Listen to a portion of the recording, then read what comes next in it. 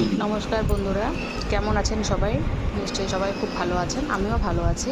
তো আজকে আমি রাতে কী কী খেয়েছিলাম সেটাই নিয়ে এসেছি। আজকে আমি রাতে উচ্ছে আলু ভাজা করেছিলাম। উচ্ছে আলু ভাজা দিয়ে ভাত খেতে বেশ ভালোই লাগে, সবারই সেটা ভালো লাগে। কিছু কিছু মানুষ ভালোবাসে না, আর কিছু কিছু মানুষ ভালোবাসে।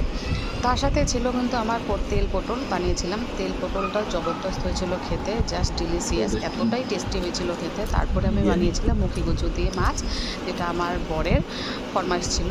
তো মুখি কচু দিয়ে আমি মাছ ওকে বলেছিলাম সিদ্ধ করে বানাবো না গোটা গোটা বানাবো, বললো যে না গোটা গোটা কেটে কেটে বানালে হবে। তো সেইভাবে বানিয়েছিলাম, জাস্ট অসাধারণ হয়েছিল খেতে, মানে ভাষা নেই আমি কীভাবে বলবো, এতটাই টেস্ট হয়েছিল। এভাবে বাড়িতে বানিয়ে খেলে কিন্তু সত্যি বলছে আর অন্য কিছু দিয়ে মাছ খেতে ইচ্ছে করবে না, এটা দিয়েই খেতে ইচ্ছে করবে। তো আপনাদের ভালো লাগলে এভাবে রান্না করে খেয়ে দেখবেন, খুব টেস্টি হয়। আর আমার চ্যানেলটা যদি আপনাদের রান্নাগুলো বা খাওয়াগুলো পছন্দ হয় তাহলে লাইক কমেন্ট শেয়ার করবেন। আজকাল খুব লাইক কমে যাচ্ছে।